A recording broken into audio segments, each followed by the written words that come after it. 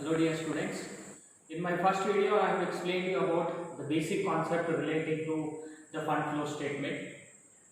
In that video, so I explained you about the introduction of a fund flow statement, that is what is fund flow statement, why the fund flow statement is necessary, why the business organization prepare the fund flow and why do they do the fund flow analysis. And I have also given you the format and explained you all those three formats. So that is fund flow statement, schedule of changes in working capital, and fund from operation. So today in this video I will be explaining you about how to solve the problems on fund flow statement.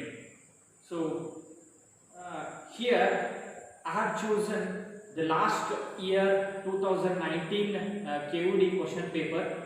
So we will solve that question paper, and in this question, in this fund flow statement questions, first the balance sheet will be given and then notes of accounts will be given. So in this question there are 9 notes are there. So according to these balance sheet, these notes details will be given in the question. So you have to go through the balance sheet and then you have to refer all these 9 notes for solving the problem of fund flow statement. In my earlier video I have explained you about how to prepare the fund flow statement, and before preparing the fund flow statement, so you have to find out the fund from operation and the schedule of changes in working capital. So that is to find out either the increase in working capital or the decrease in working capital to know the source of fund or the uses of fund. So first here in this problem we will see how to solve the fund from operation before preparing the fund flow statement. So as I told you, you refer all these 9 notes which are given in the question. So like in the first note there is a information of the share capital, second note there is a information of reserves and surplus, and in third note trade payable, fourth note short term provisions, tangible assets, intangible assets, inventories, trade receivable, and in the last 9th note there is a information of cash and cash equivalent information, that is cash in hand and cash at bank information. So based on that information you can prepare the fund from operation. Before solving the fund from operation you have to see my first video, and in that first video I have explained you about the format of fund from operation. So in that format, so I have given you all the information. So what is to be added to the net profit and what is to be deducted from the net profit amount. So then only we will be able to find out the fund from operation. In the same way here in this problem, according to that format we will solve the problem. So in that format we have written first about the information relating to the profit and loss account. So ನೀವು ಮೊದಲು ಏನು ಆ format ಪ್ರಕಾರನ ಹೋಗೋಣಂತ. So ಆ format ಪ್ರಕಾರ fund from operation ನಾಗ ನಾವು ಮೊದಲ profit and loss account the closing balance amount ತಗೋಬೇಕು. ಅಂದ್ರೆ ಇಲ್ಲಿ ನೋಟ್ನ್ಯಾಗ ಎರಡನೇ ನೋಟ್ ನೋಡ್ರಿ, ರಿಸರ್ವ್ಸ್ ಅಂಡ್ ಸರ್ಪ್ಲಸ್ ಐತಿ, ಅಲ್ಲಿ ಜನರಲ್ ರಿಸರ್ವ್ ಐತಿ, ಪ್ರಾಫಿಟ್ ಅಂಡ್ ಲಾಸ್ ಅಕೌಂಟ್ ಐತಿ. ಆ ಪ್ರಾಫಿಟ್ ಅಂಡ್ ಲಾಸ್ ಅಕೌಂಟ್ ನಾಗ 2017 ಮತ್ತು 2018 ಎರಡು ಕಾಲಮ್ನಾಗ ಇನ್ಫಾರ್ಮೇಶನ್ ಅಮೌಂಟ್ ಕೊಟ್ಟಿರ್ತಾರೆ. ಒಂದನೇ ಕಾಲಮ್ 2017 ಇನ್ಫಾರ್ಮೇಶನ್, ಎರಡನೇ ಕಾಲಮ್ನಾಗ 2018 ಇನ್ಫಾರ್ಮೇಶನ್ ಐತಿ. ಸೊ ಒಂದನೇ ಕಾಲಮ್ ಅಂತಂದ್ರೆ so that is opening balance of profit and loss account. ಎರಡನೇ ಕಾಲಮ್ 2018 ಅಂದ್ರೆ that is current year. So that is the closing balance of profit and loss account. So 2018 ಕಾಲಮ್ನಾಗ ಕೊಟ್ಟಿದ್ದ closing balance of profit and loss account amount ಏನಿರ್ತದಲ್ಲ ಅದನ್ನ ನೀವು first ಗೆ outer ಕಾಲಮ್ನಾಗ ಹಾಕೋಬೇಕು. So ಈ ಇನ್ಫಾರ್ಮೇಶನ್ ನಾಗ 72,000 ರೂಪಾಯಿ ಅಮೌಂಟ್ ಅಂತ ಕೊಟ್ಟಾರ. So that amount you have to write here. So ಈ ಪ್ರಾಫಿಟ್ ಅಂಡ್ ಲಾಸ್ ಅಕೌಂಟ್ ನಾಗ ನೀವು ಎಲ್ಲ ನಾನ್ ಆಪರೇಟಿಂಗ್ ಎಕ್ಸ್ಪೆನ್ಸಸ್ ಗಳನ್ನ ಆಡ್ ಮಾಡಬೇಕು. ನೀವು ಫಾರ್ಮ್ಯಾಟ್ ರೆಫರ್ ಮಾಡ್ರಿ, ನಾ ಮೊದಲಿನ ವಿಡಿಯೋನಾಗ ನಿಮಗೆ ಹೇಳಿದ್ದೆ ಯಾಕೆ ಆಡ್ ಮಾಡಬೇಕು ಅಂತ ಅನ್ನೋದನ್ನು ಹೇಳಿದ್ದೆ. So you can refer that video. So usually non operating expenses ಅಂತಂದ್ರೆ ನಾನ್ ಕ್ಯಾಶ್ ಎಕ್ಸ್ಪೆನ್ಸ್ ಅಂತ ಹೇಳ್ತೀವಿ, ನಾನ್ ರೆಗ್ಯುಲರ್ ಎಕ್ಸ್ಪೆನ್ಸಸ್ ಅಂತ ಹೇಳ್ತೀವಿ. So like depreciation, transfer to general reserve, intangible assets, ಯಾವೆಲ್ಲ ಇಂಟ್ಯಾಂಜಿಬಲ್ ಅಸೆಟ್ಸ್ ಅದಾವಲ್ಲ, goodwill written off, patent written off, preliminary expenses written off, ಮತ್ತೆ ಯಾವುದೇ assets fixed assets loss ಆಗಿತ್ತಂದ್ರೆ ಅವೆಲ್ಲ ನಾನ್ ಕ್ಯಾಶ್ ಎಕ್ಸ್ಪೆನ್ಸಸ್ ಆಗ್ತಾವು. So ಅಂತ ಇನ್ಫಾರ್ಮೇಶನ್ ಕ್ವಶನ್ ಆಗಿತ್ತಂತಂದ್ರೆ you can include all those non cash expenses by adding to the profit and loss account. So ಅವನ್ನೆಲ್ಲಾನು add ಮಾಡಬೇಕಾಗ್ತೈತಿ. So ಹೆಚ್ಚಾಗಿ ನಾವು ಡೆಪ್ರಿಸಿಯೇಷನ್ ಅನ್ನ ನೋಡ್ತೀವಿ, ನಾನ್ ಕ್ಯಾಶ್ ಎಕ್ಸ್ಪೆನ್ಸಸ್. ಅದು ಪ್ರಾಬ್ಲಮ್ ನಾಗ ಡೆಪ್ರಿಸಿಯೇಷನ್ ಇನ್ಫಾರ್ಮೇಶನ್ ಕೊಟ್ಟಿದ್ರು ಅಂತಂದ್ರೆ ನೀವು ಡೆಪ್ರಿಸಿಯೇಷನ್ ಫಸ್ಟಿಗೆ ಬರ್ಕೋರಿ. ಸೊ ಈ ಪ್ರಾಬ್ಲಮ್ ನಾಗ ಡೆಪ್ರಿಸಿಯೇಷನ್ ಕೊಟ್ಟಾರ, ಅಡಿಷನಲ್ ಇನ್ಫಾರ್ಮೇಶನ್ ಅಡ್ಜಸ್ಟ್ಮೆಂಟ್ ನಾಗ ಕೊಟ್ಟಾರ. ಈ ಪ್ರಾಬ್ಲಮ್ ನಾಗ ಒಂದೇ ಅಡ್ಜಸ್ಟ್ಮೆಂಟ್ ಓದ್ರಿ. So depreciation on plant and machinery of ₹15,000 and ₹30,000 on land and building ಅಂತ. ಅವೆರಡು ಡೆಪ್ರಿಸಿಯೇಷನ್ ಅಮೌಂಟ್ ಆಡ್ ಮಾಡ್ರಿ. 15,000 plus 30,000 45,000 depreciation is a non-cash expense, non-operating expense. ಆ depreciation 45,000 ಇನ್ನರ್ ಕಾಲಮ್ ನೇ ಬರ್ಕೊಳ್ಳಿ. ಸೊ ಅದಾದ್ಮೇಲೆ ಯಾವುದೇ ಇಂಟ್ಯಾಂಜಿಬಲ್ ಅಸೆಟ್ ರಿಟರ್ನ್ ಆಫ್ ಇತ್ತಂತಂದ್ರೆ ಅದನ್ನು ನೋಡ್ರಿ, ಅದು ನಿಮ್ಗೆ ನೋಟ್ಸ್ ನಾಗ ಸಿಗ್ತೈತಿ. ಸೊ ನೋಟ್ಸ್ ನಾಗ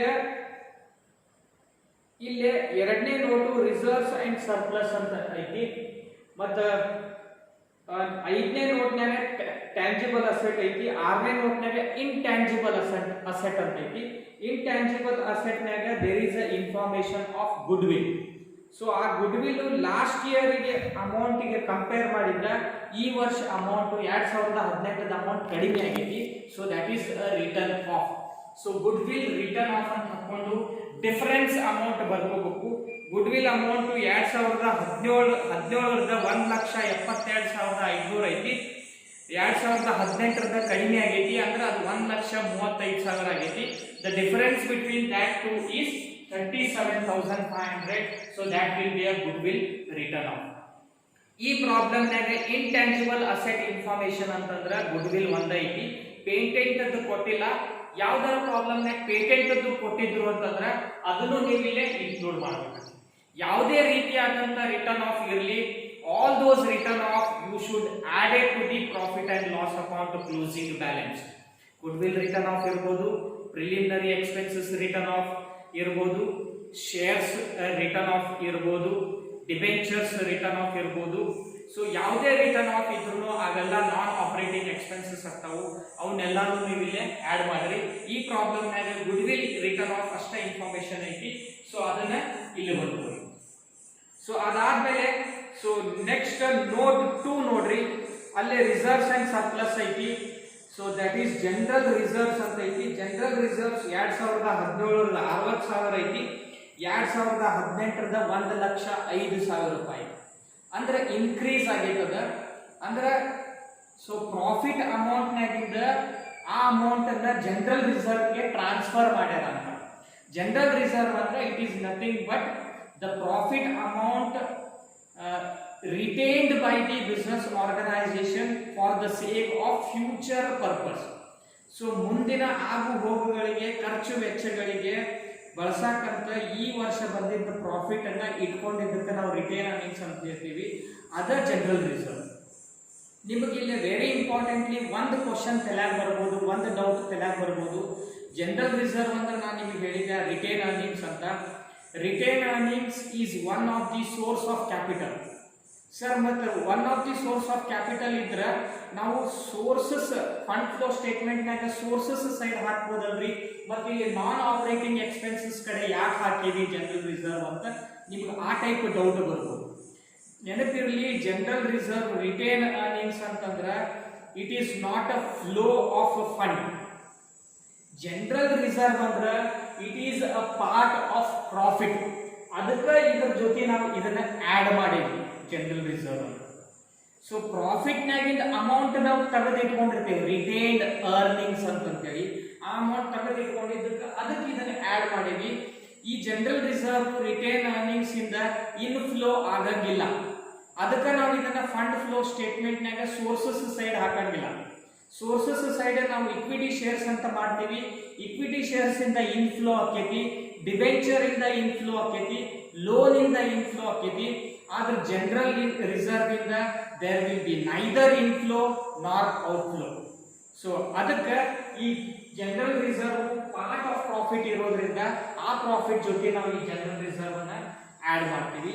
ಸೊ ಈ ಲಾಸ್ಟ್ ಇಯರ್ ಮತ್ತು 2017 ಮತ್ತು 2018 ಡಿಫರೆನ್ಸ್ ಅಮೌಂಟ್ ಇದೆ ಎಷ್ಟು ಆಕೈತಿ ಅಂದ್ರೆ 45,000 ಆಕೈತಿ.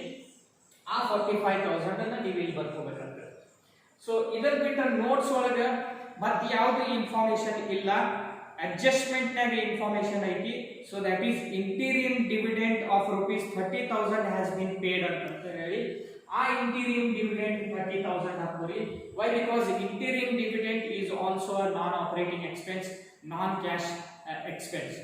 ಮತ್ತು ಕಂಪನಿಯವರು ಕೆಲವೊಂದ್ಸರಿ ರೆಗ್ಯುಲರ್ ಡಿವಿಡೆಂಡ್ ಕೊಡ್ತಾರ.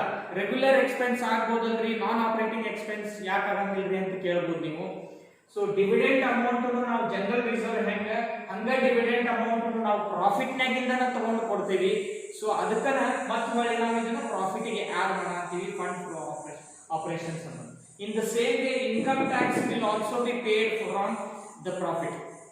ಸೊ ಪ್ರಾಫಿಟ್ ಕ್ಯಾಲ್ಕುಲೇಟ್ ಮಾಡೋಕ್ಕಿಂತ ಮುಂಚೆನ ನಾವು ಇನ್ಕಮ್ ಟ್ಯಾಕ್ಸ್ ಪೇಮೆಂಟ್ ಮಾಡಿ ಆಮೇಲೆ ಪ್ರಾಫಿಟ್ ಅನ್ನ ಕ್ಯಾಲ್ಕುಲೇಟ್ ಮಾಡಿರ್ತೀವಿ. ಅದರೊಳಗಿಂದ ನಾವು ಅಮೌಂಟ್ ತಕ್ಕೊಂಡಿದ್ರಿಂದ ಇನ್ಕಮ್ ಟ್ಯಾಕ್ಸ್ ಪೇಡ್ ಇದನ್ನು ಅಡ್ಜಸ್ಟ್ಮೆಂಟ್ ಎಂಟ್ರಿನಾಗ ಕೊಟ್ಟಾರ ₹52,500 ಅಂತ. ಇದನ್ನು ನಾನ್ ಆಪರೇಟಿಂಗ್ ಎಕ್ಸ್ಪೆನ್ಸಸ್ ನಾಗ ಸೊ ನಾವು ಆಡ್ ಮಾಡಬೇಕಾಗಿದೆ. ಸೊ ಇಷ್ಟು ಇನ್ಫಾರ್ಮೇಶನ್ ಬಿಟ್ರೆ ನಾನ್ ಆಪರೇಟಿಂಗ್ ಎಕ್ಸ್ಪೆನ್ಸಸ್ ಈ ಕ್ವಶನ್ ನಾಗ ಬೇರೆ ಏನಿಲ್ಲ. ಸೊ ಅದರ್ ಇನ್ಫಾರ್ಮೇಶನ್ ಇರ್ಬೋದು. ಬೇರೆ ಪ್ರಾಬ್ಲಮ್ ನಾಗ ನಿಮ್ಗೆ ಅದರ್ ಇನ್ಫಾರ್ಮೇಶನ್ ಅಂದ್ರೆ ಪ್ರಿಲಿಮಿನರಿ ಎಕ್ಸ್ಪೆನ್ಸ್ ರಿಟರ್ನ್ ಆಫ್ ಕೇಳ್ಬೋದು, ಅಂಡರ್ ರೈಟಿಂಗ್ ಶೇರ್ಸ್ ಕೇಳ್ಬೋದು, ಅಥವಾ ಶೇರ್ಸ್ ರಿಟರ್ನ್ ಆಫ್ ಅಂತ ಕೇಳ್ಬೋದು, ಅಥವಾ loss on sale of asset ಅಂತ ಕೇಳ್ಬೋದು. Loss on sale of any kind of fix assets ಇತ್ತಂದ್ರೂ ಅದು ನಾನ್ ಆಪರೇಟಿಂಗ್ ಎಕ್ಸ್ಪೆನ್ಸ್ ಇರ್ತೈತಿ. ಪ್ರಾಫಿಟ್ ಇತ್ತಂದ್ರೆ ಇಲ್ಲಿ ಬರ್ಕೋರಿ, ಲಾಸ್ ಇತ್ತಂತಂದ್ರೆ ಇಲ್ಲಿ ಬರ್ಕೋಬೇಕಾಗ್ತೈತಿ. ಸೊ ಆಲ್ ದೋಸ್ ಪ್ರೊವಿಷನ್ಸ್ ಇರ್ಬೋದು. ಅಡ್ಜಸ್ಟ್ಮೆಂಟ್ ಎಂಟ್ರಿನಾಗ ಪ್ರೊವಿಷನ್ಸ್ ಅಂತ ಕೊಟ್ಟಿರ್ಬೋದು. ಇಲ್ಲಿ ಇನ್ನೊಂದು ವೆರಿ ಇಂಪಾರ್ಟೆಂಟ್ ಏನು ಅಂತಂತಂದ್ರೆ ಇಲ್ಲಿ ಪ್ರೊವಿಷನ್ಸ್ ಅನ್ನ ಈ ಕ್ವಶನ್ ನಾಗನು ಕೊಟ್ಟಾರ. ಆದ್ರೆ ಅದು ಶಾರ್ಟ್ ಟರ್ಮ್ ಪ್ರೊವಿಷನ್ ಅಂತ ಕೊಟ್ಟಾರ. ಅದು ಶಾರ್ಟ್ ಟರ್ಮ್ ಪ್ರೊವಿಷನ್ ಇದ್ದಿದ್ರಿಂದ ಅವೆರಡು ಪ್ರೊವಿಷನ್ ಪ್ರಪೋಸ್ಡ್ ಡಿವಿಡೆಂಡ್ ಮತ್ತು ಪ್ರೊವಿಷನ್ ಆಫ್ ಟ್ಯಾಕ್ಸೇಷನ್ ಅವೆರಡು ಪ್ರೊವಿಷನ್ ಅನ್ನ ನಾವಿಲ್ಲಿ ಬರ್ಕೊಂಡಿಲ್ಲ. ಅವೆರಡು ಐಟಮ್ ಅನ್ನ ಕನ್ಫ್ಯೂಸ್ ಮಾಡ್ಕೋಬೇಡ್ರಿ. ಅವು ಶಾರ್ಟ್ ಟರ್ಮ್ ಪ್ರೊವಿಷನ್ ಇದ್ದಿದ್ರಿಂದ ಇದು ನಾನ್ ಆಪರೇಟಿಂಗ್ ಅಂತ ಹೇಳ್ತೀವಿ ನಾವು. ನಾನ್ ಆಪರೇಟಿಂಗ್ ಅಂತಂದ್ರೆ ರೆಗ್ಯುಲರ್ ಅಲ್ಲದೆ ಇರುವುದು. ಆಪರೇಟಿಂಗ್ ಅಂದ್ರೆ ರೆಗ್ಯುಲರ್. ಸೊ ಇಲ್ಲಿ ಶಾರ್ಟ್ ಟರ್ಮ್ ಅಂತಂದ್ರೆ it is regular in nature. So ಈ ಶಾರ್ಟ್ ಟರ್ಮ್ ಪ್ರೊವಿಷನ್ ನಾಗ ಪ್ರಪೋಸ್ಡ್ ಡಿವಿಡೆಂಡ್ ಮತ್ತು ಪ್ರೊವಿಷನ್ ಫಾರ್ ಟ್ಯಾಕ್ಸೇಷನ್ ಈ ಶಾರ್ಟ್ ಟರ್ಮ್ ಪ್ರೊವಿಷನ್ ಇದ್ದಿದ್ದಕ್ಕೆ ಇವನ್ನ ಕರೆಂಟ್ ಲಯಬಿಲಿಟಿ ಅಂತ ಟ್ರೀಟ್ ಮಾಡ್ತೀವಿ. ಅದನ್ನ schedule of changes in working capital ನಾಗ ಕರೆಂಟ್ ಲಯಬಿಲಿಟಿ ಹೆಡ್ ನಾಗ ನೀವು ಈ ಎರಡು ಐಟಮ್ ಬರ್ಕೋಬಹುದು. That is proposed dividend and provision for taxation ಇವೆರಡು ಬರ್ಕೋಬಹುದು. ಮತ್ತೆ ನೆಕ್ಸ್ಟ್ ಏನ್ ಮಾಡ್ರಿ, ಔಟ್ ಆಫ್ ಪ್ರಾಫಿಟ್ ನಾಗ ನಾನ್ ಆಪರೇಟಿಂಗ್ ಇನ್ಕಮ್ ಫಾರ್ಮ್ಯಾಟ್ ಪ್ರಕಾರ ಹೋಗ್ರಿ. ನಾನ್ ಆಪರೇಟಿಂಗ್ ಇನ್ಕಮ್ ಅನ್ನ ತಗೊಳ್ರಿ. ಈ ಪ್ರಾಬ್ಲಮ್ ನಾಗ ನಾನ್ ಆಪರೇಟಿಂಗ್ ಇನ್ಕಮ್ ಯಾವು ಇಲ್ಲ. Take for example profit on sale of fixed assets ಇರ್ಬೋದು, ಡಿವಿಡೆಂಟ್ ರಿಸೀವ್ಡ್ ಇರ್ಬೋದು, ಅಥವಾ ಯಾವುದೇ ರೀತಿಯಾದಂಥ ಇನ್ಕಮ್ ಇರ್ಬೋದು. Profit on revaluation of asset ಅಂತ ಇರ್ಬೋದು. ಯಾವುದೇ ಇನ್ಕಮ್ ಇದ್ರೆ ಅವೆಲ್ಲ ಇನ್ಕಮ್ ಅನ್ನ ನೀವು ತಗೊಳ್ಬೇಕಾಗ್ತೈತಿ. ಬಟ್ ಈ ಪ್ರಾಬ್ಲಮ್ ನಾಗ ಅಂಥವು ಯಾವುದು ಇನ್ಕಮ್ ಇನ್ಫಾರ್ಮೇಶನ್ ಇಲ್ಲ. So non operating income is nil. But ಇಲ್ಲಿ ಮತ್ತೆ profit and loss account information opening balance ಇಂದ ಬರೀಬೇಕಾಗ್ತೈತಿ. ನೀವು ಇಲ್ಲಿ ನೋಟ್ 2 ನೋಡ್ರಿ. ಪ್ರಾಫಿಟ್ ಅಂಡ್ ಲಾಸ್ ಅಕೌಂಟ್ ಇಲ್ಲಿ ಕ್ಲೋಸಿಂಗ್ ಬ್ಯಾಲೆನ್ಸ್ ಏನ್ 72,000 2018 ಅಂತ ಬರ್ತಿದ್ರಲ್ಲ ಅದ ಓಪನಿಂಗ್ ಬ್ಯಾಲೆನ್ಸ್ 2017 ಅಂತ ಬರೀಬೇಕಾಗ್ತೈತಿ ಇಲ್ಲಿ. So that is 45,000. ಈ 45,000 ಅನ್ನ ಸೊ ಈ ಟೋಟಲ್ ಅಮೌಂಟ್ ನಾಗ ಡಿಡಕ್ಟ್ ಮಾಡ್ರಿ. So profit and loss amount ಗೆ ನಾವು ಇದನ್ನ ನಾನ್ ಆಪರೇಟಿಂಗ್ ಎಕ್ಸ್ಪೆನ್ಸಸ್ ಅನ್ನ ಆಡ್ ಮಾಡಿದ್ವಿ. ಆಡ್ ಮಾಡಿದ್ಮೇಲೆ 2,82,000 ಬರ್ತೈತಿ. So profit and loss account opening balance 45,000 add ಮಾಡಿದ್ರೆ we will get 2,37,000. so this 2,37,000 itself is fund from operation according to this problem.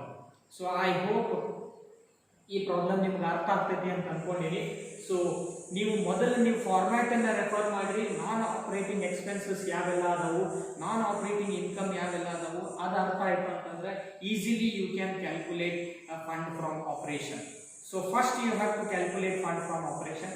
ಅಥವಾ ನೀವು schedule of changes in working capital ಅದನ್ನು ಮೊದಲು calculate ಮಾಡಿ ಆಮೇಲೆ ಈ ಸ್ಟೇಟ್ಮೆಂಟನ್ನು ಹಾಕೋಬಹುದು. There is no restriction. So ಮೊದಲು increase or decrease in working capital ನ ಕ್ಯಾಲ್ಕುಲೇಟ್ ಮಾಡಿ ಆಮೇಲೆ ಫಂಡ್ ಫ್ರಮ್ ಆಪರೇಷನ್ ಕ್ಯಾಲ್ಕುಲೇಟ್ ಮಾಡಬಹುದು. But before calculating fund flow statement you have to calculate both, that is schedule of changes in working capital and as well as fund from operation. ಅದರಲ್ಲಿ ಯಾವುದಾದ್ರೂ ಮೊದಲನ್ನ ಮಾಡಿ. So ಇದರ ಪ್ರಕಾರ ಈ fund from operation calculation ಒಂದು ಸ್ವಲ್ಪ tricky ಆಗ್ಬೋದು ಅಷ್ಟೇ. ಆಮೇಲೆ ನೆಕ್ಸ್ಟ್ ನೀವು schedule of changes in working capital ಅನ್ನ ಈಸಿಯಾಗಿ ಕಂಪ್ಲೀಟ್ ಮಾಡ್ಕೋಬಹುದು. So this 2,37,000 will be one of the major source of fund to the organisation. ನಾವು ಈ ಅಮೌಂಟ್ ನಾವು ಡೈರೆಕ್ಟ್ ಆಗಿ ಫಂಡ್ ಫ್ಲೋ ಸ್ಟೇಟ್ಮೆಂಟ್ ನಾಗ ಅಂಡರ್ ಸೋರ್ಸಸ್ ಹೆಡ್ ನಾಗ ಅಥವಾ ಸೋರ್ಸಸ್ ಸೈಡ್ ನಾಗ ಈ ಅಮೌಂಟ್ ಅನ್ನ ಬರ್ಕೋಬೇಕಾಗ್ತೈತಿ. ಅದಕ್ಕೆ ನಾವು ಇದನ್ನ ಕ್ಯಾಲ್ಕುಲೇಟ್ ಮಾಡಿ. ಸೊ ನಮಗೀಗ ಫಂಡ್ ಫ್ರಮ್ ಆಪರೇಷನ್ ಸಿಕ್ತು. ಈಗ ನೆಕ್ಸ್ಟ್ ಏನ್ ಮಾಡ್ಬೇಕಂತಂದ್ರೆ to know the increase or decrease in working capital we have to calculate schedule of changes in working capital ನ ಮಾಡಬೇಕಾಗ್ತದೆ. ಈ schedule of changes in working capital ಮಾಡ್ಬೇಕಂತಂದ್ರೆ ಮತ್ತೆ ನಾವು ಮೊದಲೇ ವಿಡಿಯೋನಾಗ ನಿಮ್ಗೆ ಏನ್ ಫಾರ್ಮ್ಯಾಟ್ ಕೊಟ್ಟಿದ್ದಲ್ಲ ಆ ಫಾರ್ಮ್ಯಾಟ್ ಅನ್ನ ಕರೆಕ್ಟ್ ಆಗಿ ಓದ್ರಿ. ಮತ್ತೆ ನೀವು 4th ಸೆಮಿಸ್ಟರ್ ಬಿಕಾಮ್ನಾಗ ನೀವು ವರ್ಕಿಂಗ್ ಕ್ಯಾಪಿಟಲ್ ಕಾನ್ಸೆಪ್ಟ್ ಮೇಲೆ ಸ್ಟಡಿ ಮಾಡಿರಿ. ವರ್ಕಿಂಗ್ ಕ್ಯಾಪಿಟಲ್ ಅಂದ್ರೆ ಏನು? It is just difference between current asset and current liability. It is a current assets over current liability. Working capital is equal to current asset minus current liability ಅಂತ ಹೇಳ್ತೀವಿ. So ಇಲ್ಲಿನೂ same ಹಂಗ ಮೊದಲು current asset information ಬರ್ಕೋಬೇಕಾಗ್ತೈತಿ, ಆಮೇಲೆ next current liability information ಬರ್ಕೋಬೇಕಾಗ್ತೈತಿ to find out either increase or decrease of working capital. ಇಲ್ಲಿ ಒಂದು ಚೇಂಜ್ ಏನು ಅಂತಂದ್ರೆ ಇಲ್ಲೇ ನಮ್ಮ ಕಡೆ 2 ವರ್ಷದ ಇನ್ಫಾರ್ಮೇಶನ್ ಇರ್ತೈತಿ. ಆ 2 ವರ್ಷದ ಇನ್ಫಾರ್ಮೇಶನ್ ಹಾಕಬೇಕು. So 2017 current asset information and 2018 current asset information. So ಅಲ್ಲೇ 17 ಪ್ರೀವಿಯಸ್ ಇಯರ್ಗೆ ಕಂಪೇರ್ ಮಾಡಿದ್ರೆ ಈ ವರ್ಷ 2018 ಒಳಗೆ ಕರೆಂಟ್ ಅಸೆಟ್ ಇನ್ಕ್ರೀಸ್ ಆಗಿದ್ರೆ increase in working capital column ನೇ ಬರೀಬೇಕು.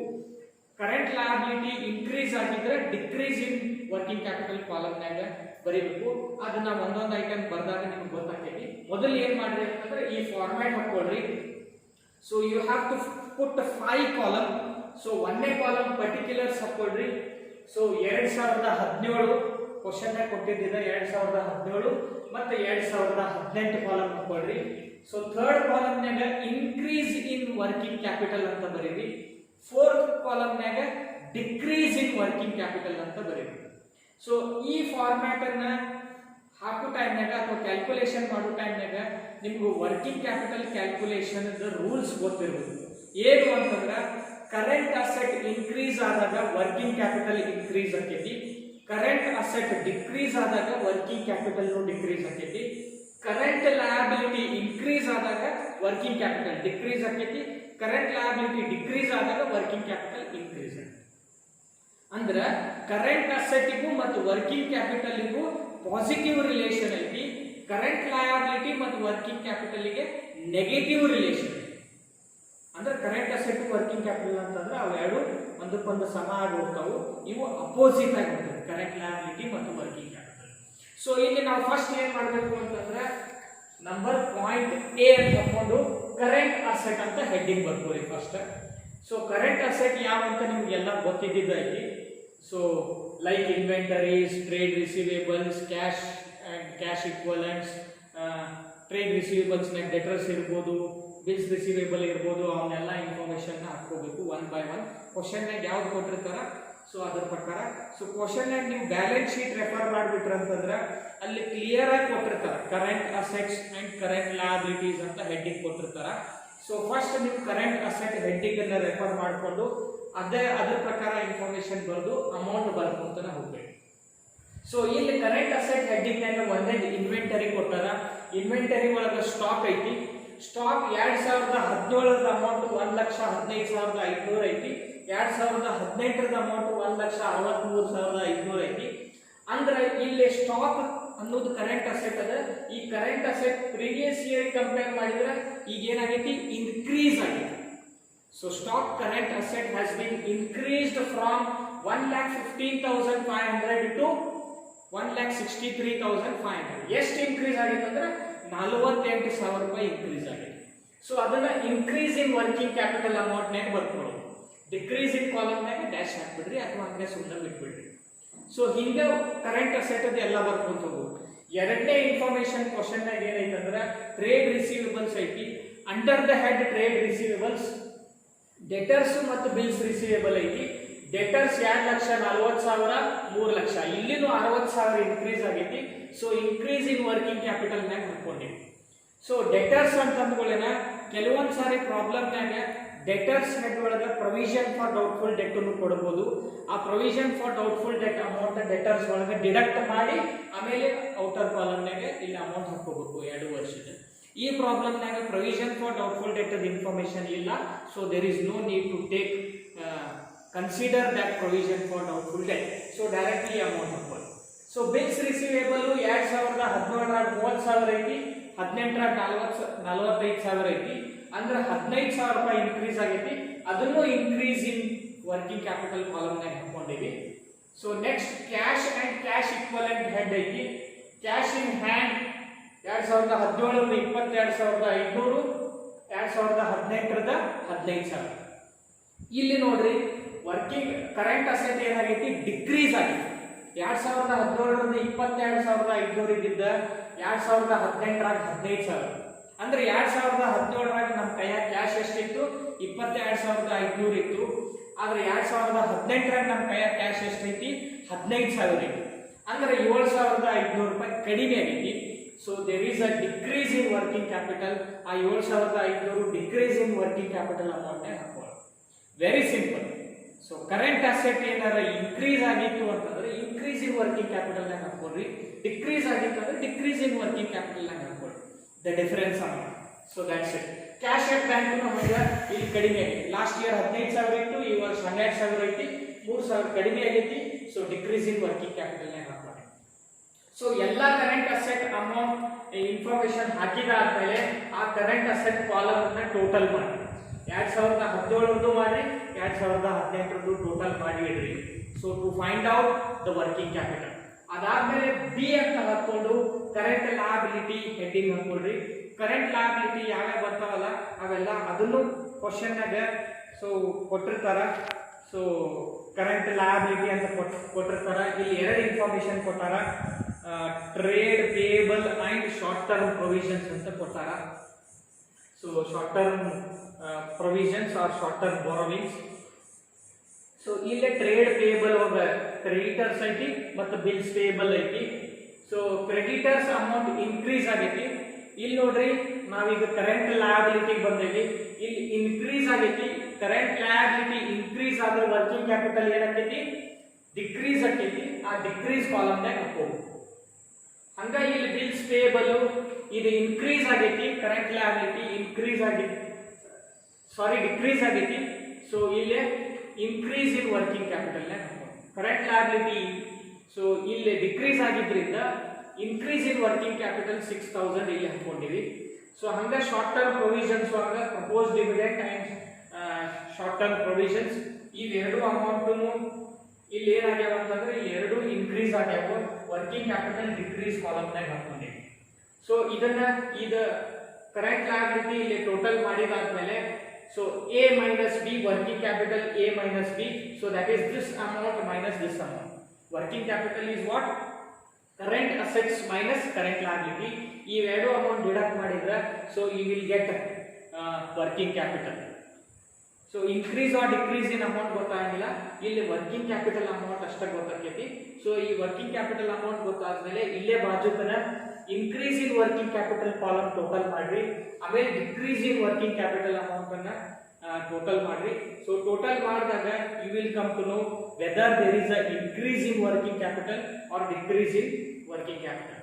Increase in working capital amount column ಜಾಸ್ತಿ ಇತ್ತು ಅಂತಂದ್ರೆ ಡಿಕ್ರೀಸ್ ಇನ್ ವರ್ಕಿಂಗ್ ಕ್ಯಾಪಿಟಲ್ ಕಿನ ಅವಾಗ there is a increase in working. Decrease in working capital column amount ಜಾಸ್ತಿ ಇತ್ತು ಅಂತಂದ್ರೆ there is a decrease in working. So ಇಲ್ಲಿ ಈ ಪ್ರಾಬ್ಲಮ್ ಪ್ರಕಾರ increase in working capital amount decrease in working capital amount ಕಿನ ಜಾಸ್ತಿ ಐತಿ. ಸೊ ಎಷ್ಟು ಜಾಸ್ತಿ ಐತಿ ಅಂತಂದ್ರೆ 49,500 ರೂಪಾಯಿ ಡಿಫರೆನ್ಸ್ ಐತಿ. ಸೊ ಅಷ್ಟು ಜಾಸ್ತಿ ಐತಿ. So there is a net increase in working capital that is 49,000 rupees. So this amount we want. So this is a very important information we require to calculate the fund flow statement. So according to this schedule of changes, so there is an increase in working capital amount of rupees 49,500. So this 49,500 should be returned on uses of funds in fund flow statement. A fund flow statement ಅಲ್ಲಿ uses net working capital increase ಆದ್ರೆ ಅದು uses side ಬರಿಬೇಕು. net working capital decrease ಆಗಿತ್ತು ಅಂತಂದ್ರೆ ಅದು source ಆಕೈತಿ, sources side ಬರಿಬೇಕಾಗುತ್ತೆ. So ಇಲ್ಲಿ increase ಆಗಿದ್ರಿಂದ ನಾವು ಇದನ್ನ uses side fund flow statement ನಾಗ ಬರಿಬೇಕಾಗುತ್ತೆ. So now let me explain you how to solve the fund flow statement. Students, ಈ ಫಂಡ್ ಫ್ಲೋ ಸ್ಟೇಟ್ಮೆಂಟ್ ನೀವು ಈಗಾಗಲೇ ಫಾರ್ಮ್ಯಾಟ್ ನೋಡಿರ್ತೀರಿ. ಆ ಫಾರ್ಮ್ಯಾಟ್ ಪ್ರಕಾರ ಒಂದು ಸೈಡ್ ನಾವು ಸೋರ್ಸಸ್ ಆಫ್ ಫಂಡ್ ಬರೀಬೇಕು, ಇನ್ನೊಂದು ಸೈಡ್ ಯೂಸಸ್ ಆಫ್ ಫಂಡ್ ಬರೀಬೇಕು. Long term sources of fund ಅಂದ್ರೆ ಹಣದ ಒಳಹರಿವು ಯಾವೆಲ್ಲ ಇರ್ತಾವ ಅವನ್ನೆಲ್ಲ ಈ ಕಡೆ ಸೋರ್ಸಸ್ ಆಫ್ ಫಂಡ್ ಬರೀದು, ಮತ್ತು ಹಣದ ಹೊರಹರಿವು ಏನಾಗ್ತಾವಲ್ಲ ಔಟ್ಫ್ಲೋ ಏನಾಗ್ತದಲ್ಲ ಅದೆಲ್ಲ ಯೂಸಸ್ ಆಫ್ ಫಂಡ್ ಆಕೈತಿ. ಸೊ ಅದನ್ನು ಈ ಕಡೆ ಬರೀಬೇಕು. To know, to find out the fund flow to the organization. So what is the inflow of fund flow and what is the outflow of fund flow? So now format ಕೊಟ್ಟಿದ ಪ್ರಕಾರ sources of fund ಅಂತಂದ್ರೆ ಕಂಪನಿಗೆ equity source ಇರಬಹುದು, debenture source ಇರಬಹುದು, preference source ಇರಬಹುದು, sale of fixed asset ಇರಬಹುದು, profit sale of fixed assets ಅಂದರೆ profit on sale of fixed assets ಅಂತ ಇರ್ಬೋದು, ಯಾವುದೇ ಅಸೆಟ್ ಇರಬಹುದು. So like that you will find loan ಇರ್ಬೋದು. All these will be the sources of fund to the organisation. ಈಗ ನೀವು question refer ಮಾಡಿರಿ. ಸೊ ಕ್ವಶನಲ್ಲಿ equity source, preference source, debenture source, long term ಬಾರೋವಿಂಗ್ಸು ಆ ಥರ ಯಾವುದೆಲ್ಲ ಸೇಲ್ ಆಫ್ ಫಿಕ್ಸ್ಡ್ ಅಸೆಟ್ಸು ಯಾವ್ದಾರ ಇರ್ತಾರೆ ಸೊ ಅವನ್ನೆಲ್ಲ ಇನ್ಫಾರ್ಮೇಷನ್ ಸೋರ್ಸಸ್ ಸೈಡ್ ಬರ್ಕೊಂಡು ಹೋಗಿ. So according to this question, so note number 1 ನೀವು ನೋಡಬಹುದು. So there is a source of equity capital and there is also preference share capital information. So equity ಏನದಲ್ಲ ಇಲ್ಲಿ ನೀವು ವೆರಿ ಇಂಪಾರ್ಟೆಂಟ್ ಏನು ಮಾಡಬೇಕು ಅಂತಂದ್ರೆ 2017 ಮತ್ತು 2018 ಎರಡರದ್ದು ಇನ್ಫಾರ್ಮೇಷನ್ ಕೊಟ್ಟಿರ್ತಾರೆ ಇಲ್ಲೇ. ಸೊ 2017 ಅಂದ್ರೆ ಪ್ರೀವಿಯಸ್ ಇಯರ್ ಕಂಪೇರ್ ಮಾಡಿದ್ರೆ ಇನ್ಕ್ರೀಸ್ ಆಗಿತ್ತು ಅಂತಂದ್ರೆ ಅದು ಸೋರ್ಸ್ ಆಕೈತಿ, ಡಿಕ್ರೀಸ್ ಆಗಿತ್ತು ಅಂತಂದ್ರೆ ಅದೇನಾಕೈತಿ ಯೂಸ್ ಆಕೈತಿ. Very very important. ಸೊ ಅಲ್ಲಿ ನೀವು ಮೊದಲ ಏನು ಮಾಡಬೇಕು ಅಂತಂದ್ರೆ ಅಮೌಂಟನ್ನು ನೋಡಬೇಕು. ಪ್ರೀವಿಯಸ್ ಇಯರ್ ಅಮೌಂಟು ಈ ಕರೆಂಟ್ ಇಯರ್ ಅಮೌಂಟ್ಕಿನ ಜಾಸ್ತಿ ಇತ್ತು ಅಂತಂದ್ರೆ ಯೂಸ್ ಆಕೈತಿ, ಕರೆಂಟ್ ಇಯರ್ದ ಅಮೌಂಟನ್ನು ಜಾಸ್ತಿ ಇತ್ತು ಅಂತಂದ್ರೆ ಅದು ಸೋರ್ಸ್ ಆಕೈತಿ. ಸೊ ಇಲ್ಲಿ ಕ್ವಶನ್ನಾಗ ಇಕ್ವಿಟಿ ಕ್ಯಾಪಿಟಲ್ ಏನೈತಲ್ಲ ಪ್ರೀವಿಯಸ್ ಇಯರ್ ಕಂಪೇರ್ ಮಾಡಿದ್ರೆ ಇನ್ಕ್ರೀಸ್ ಆಗೈತಿ. ಪ್ರೀವಿಯಸ್ ಇಯರ್ದ ಅಮೌಂಟು 4,50,000 ಐತಿ, ಈ ವರ್ಷ 2018ರದ 6 ಲಕ್ಷ ಐತಿ. ಸೊ ಅಂದ್ರೆ so there is increase in equity source. So that is 1,50,000 increase ಆಗೈತಿ. So that has become a source to the organisation. ಆ 1,50,000 ನೀವು ಇಲ್ಲಿ ಬರ್ಕೋಬಹುದು. ಸೊ ಇದಕ್ಕಿಂತ ಮುಂಚೆ ನೀವು ಏನು ಮಾಡಬೇಕಂದ್ರೆ ಫಂಡ್ ಫ್ರಮ್ ಆಪರೇಷನ್ ಅಮೌಂಟ್ ಬರೀರಿ, ದಟ್ ಈಸ್ 2,37,000. ಈ ಫಂಡ್ ಫ್ರಮ್ ಆಪರೇಷನ್ ಅಮೌಂಟ್ ಎಲ್ಲಿಂದ ಬಂತಂದ್ರೆ ನಾವು ಫಂಡ್ ಫ್ರಮ್ ಆಪರೇಷನ್ ಸ್ಟೇಟ್ಮೆಂಟ್ ಹಾಕಿ ಕ್ಯಾಲ್ಕುಲೇಟ್ ಮಾಡಿದ್ವಲ್ಲ, ಪ್ರಾಫಿಟ್ ಆ್ಯಂಡ್ ಲಾಸ್ ಅಮೌಂಟಿಗೆ ನಾನ್ ಆಪರೇಟಿಂಗ್ ಎಕ್ಸ್ಪೆನ್ಸಸ್ ಅನ್ನು ಆ್ಯಡ್ ಮಾಡಿ ನಾನ್ ಆಪರೇಟಿಂಗ್ ಇನ್ಕಮ್ ಡಿಡಕ್ಟ್ ಮಾಡಿ ಫಂಡ್ ಫ್ರಮ್ ಆಪರೇಷನ್ ಕ್ಯಾಲ್ಕುಲೇಟ್ ಮಾಡಿದ್ವಲ್ಲ ಅದರ ಅಮೌಂಟನ್ನು ನಾವು ಇಲ್ಲಿ ಫಸ್ಟ್ ಇಲ್ಲಿ ಬರ್ಕೊಂಡಿವಿ. ಆಮೇಲೆ ಇಕ್ವಿಟಿ ಸೋರ್ಸ್ ಇಲ್ಲಿ ಬರ್ತೀವಿ. ಸೊ ಆಮೇಲೆ ನೆಕ್ಸ್ಟ್ ಏನೈತಂದ್ರೆ ಈ ಫಸ್ಟ್ ನೋಟ್ನಾಗ ಪ್ರಿಫರೆನ್ಸ್ ಶೇರ್ ಕ್ಯಾಪಿಟಲ್ ಐತಿ, ಅದು ಪ್ರೀವಿಯಸ್ ಇಯರ್ ಕಂಪೇರ್ ಮಾಡಿದ್ರೆ ಇನ್ಕ್ರೀಸ್ ಆಗಿಲ್ಲ ಇಕ್ವಿಟಿ ಶೇರ್ ಬಗ್ಗೆ. ಅದೇನಾಗೈತೆ ಅಂದ್ರೆ ಡಿಕ್ರೀಸ್ ಆಗೈತೆ. ಸೊ ಡಿಕ್ರೀಸ್ ಆಗೈತೆ ಅಂದ್ರೆ there is a redemption of preference share capital. If there is any decrease means there is a sale of preference share capital ಅಂತ redeem ಕಂಪನಿನವರು ರಿಡೀಮ್ ಮಾಡ್ಕೊಂಡಿದ್ದಾರೆ ಅಂತ. So there is a decrease of 75,000 compare to previous year. So decrease ಆದಾಗ ಅದು use of fund ಕಡೆ ಈ ಕಡೆ ಬರ್ಕೊಳ್ಳಿ. ನೀವು ಫಾರ್ಮ್ಯಾಟ್ ನೋಡಿದ್ರೆ ಗೊತ್ತಾಗ್ಬಿಡ್ತೈತಿ. ಸೊ ಇಕ್ವಿಟಿದು ಅಪೋಸಿಟ್ ನಾವು ರಿಡಂಪ್ಷನ್ ಆಫ್ ಇಕ್ವಿಟಿ ಶೇರ್ ಮಾಡಿದ್ವಿ, ಪ್ರಿಫರೆನ್ಸ್ ಅಪೋಸಿಟ್ ರಿಡಂಪ್ಷನ್ ಮಾಡಿದ್ವಿ, ಡಿಬೆಂಚರ್ಸ್ ಅಪೋಸಿಟ್ ರಿಡಂಪ್ಷನ್ ಮಾಡಿದ್ವಿ. ಸೊ ಅದೇ ರೀತಿ all the sources opposite will be the uses. So ಇಲ್ಲಿ ಪ್ರಿಫರೆನ್ಸ್ ಶೇರ್ಸ್ 75,000 ಯೂಸಸ್ ಸೈಡ್ ಬರ್ಕೋಬೇಕು ನೀವು. ಸೊ ಅದಾದ್ಮೇಲೆ so you can see the assets. So there is a tangible asset, land and building ಇದೆ, plant and machinery ಇದೆ. So ಎರಡು ಕೊಟ್ಟಿದ್ದಾರೆ. So land and asset ಬಂದಾಗ so increase ಆಗಿದ್ರೆ it is a purchase, decrease ಆಗಿದ್ರೆ it is a sale. Okay, in case of land and building there is a decrease. Okay, land and building 2017 3 lakh ಐತಿ, 2018 2,55,000 ಐತಿ. So that means there is a decrease of amount. ಮತ್ತೆ ಇಲ್ಲಿ additional information depreciation ಕೊಟ್ಟಿದ್ದಾರೆ. So that depreciation also you should consider to calculate the asset value, the sale either sale value R purchase value.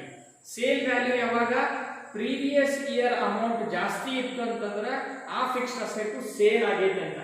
Land and building ಅದು previous year amount ಜಾಸ್ತಿ ಐತಿ, ಈ ವರ್ಷದ ಕಡಿಮೆ ಐತಿ, ಅದಕ್ಕೆ ನಾವು ಇದನ್ನ sale of land and building. Sale ಅಂದಾಗ it will be a source to the organisation. So ಇದನ್ನ ಹ್ಯಾಕ್ ಕ್ಯಾಲ್ಕುಲೇಟ್ ಮಾಡ್ಬೇಕಂದ್ರೆ ವೆರಿ ಇಂಪಾರ್ಟೆಂಟ್, ಲಿಸನ್ ಕೇರ್ಫುಲಿ. ಇಲ್ಲಿ ಲ್ಯಾಂಡ್ ಅಂಡ್ ಬಿಲ್ಡಿಂಗ್ ನಾಗ ಪ್ರೀವಿಯಸ್ ಇಯರ್ ಓಪನಿಂಗ್ ವ್ಯಾಲ್ಯೂ ಹಾಕೋಬೇಕು. ಪ್ರೀವಿಯಸ್ ಇಯರ್ ಅಂದ್ರೆ 2017 ಓಪನಿಂಗ್ ವ್ಯಾಲ್ಯೂ 3 ಲಕ್ಷ ಐತಿ, minus depreciation amount. Land and building depreciation adjustment ಎಂಟ್ರಿನಾಗ 30,000 ಅಂತ ಕೊಟ್ಟಾರ, ಅದನ್ನ ಮೈನಸ್ ಮಾಡಿ. ಅದನ್ನ ಮೈನಸ್ ಮಾಡಿದಾಗ how much you will get? You will get 2,70,000. ಆ 2,70,000 ನ 2,55,000 ಗೆ ಮೈನಸ್ ಮಾಡಿ. ಮೈನಸ್ ಮಾಡಿದಾಗ you will get 15,000.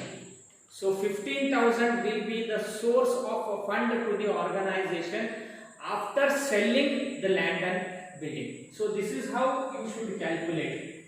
So opening value minus depreciation minus closing value. So you will get this value, that value should be included here. ಮತ್ತೆ next ಇರೋದು plant and machinery. Plant and machinery previous year compare ಮಾಡಿದ್ರೆ ಈ ವರ್ಷ increase ಆಗಿದೆ.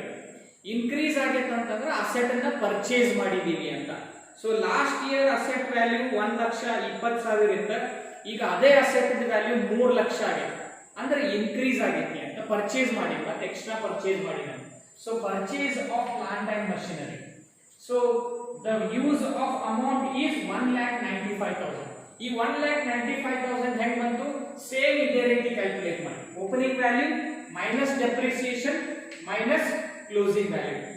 The opening value of plant and machinery is 1,20,000 minus depreciation adjustment ಎಂಟ್ರಿನೇ ಕೊಟ್ಟಾರ. Plant and ಮಷಿನರಿಗೆ 15,000 ಐತಿ, ಮೈನಸ್ ಕ್ಲೋಸಿಂಗ್ ವ್ಯಾಲ್ಯೂ 3 ಲಕ್ಷ.